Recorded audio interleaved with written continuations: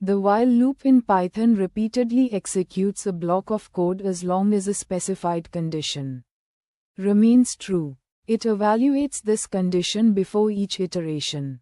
For instance, while count less than 5 runs until count is 5 or more. It differs from the for loop primarily in its control. A for loop is for definite iteration, designed to iterate over a sequence or a known range of items. In contrast, the while loop is for indefinite iteration. Its number of runs isn't fixed and depends entirely on when its condition becomes false. Common use cases include continuously prompting for user input until a valid response is given, building game loops that run until an explicit game over condition, or implementing retry mechanisms for potentially failing operations. The first while loop in this example demonstrates a classic guessing game where the loop continues as long as the user's guess does not match the secret underscore number. This loop's execution is entirely dependent on a condition.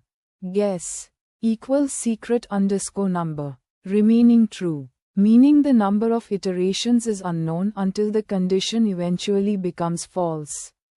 It highlights how while loops are used when you need to repeat an action until a specific state is achieved.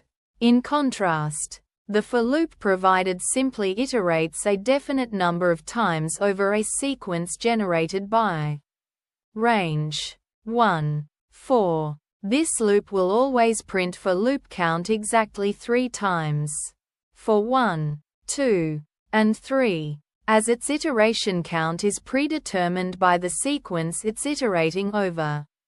This illustrates that for loops are best suited for tasks where you know in advance how many times you need to repeat an action or when you need to process each item in a collection. The second while loop demonstrates a practical use case. Input validation. It repeatedly prompts the user for input until a specific condition is met.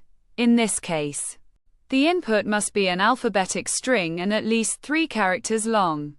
This showcases the while loop's utility in scenarios requiring continuous retries or waiting for valid data, making it invaluable for robust user interfaces or data processing where conditions for advancement are dynamic.